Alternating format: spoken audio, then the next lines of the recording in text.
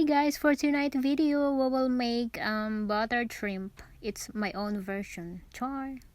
Ito yung gamitin natin. Then first of all, we're gonna put the butter until it will melt. Yun, ganun.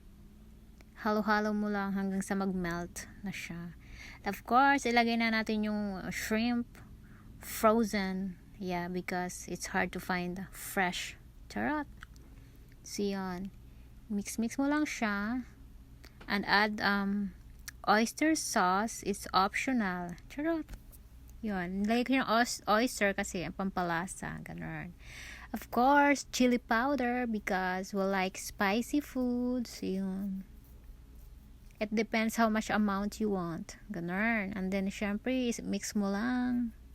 Tapos, lagyan natin ng onion powder. Yun. Garlic powder. Tapos, lemon and pepper seasonings. Ganun. Tapos, sugar. Optional. Charot. Nilagyan ko siya para sweet. Charot. Tapos, ito yung onion leaves. Yun. Siyempre, halo mo lang. Ganon. Mix.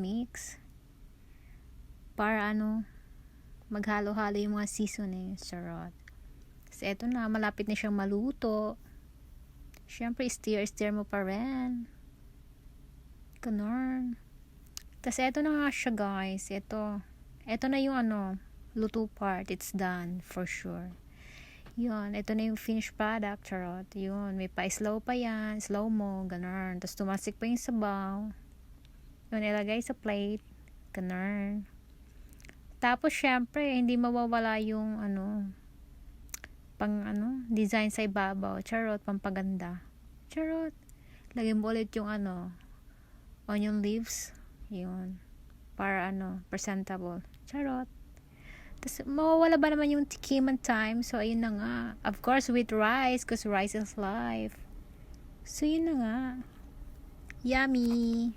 O, diba? Try nyo na, guys.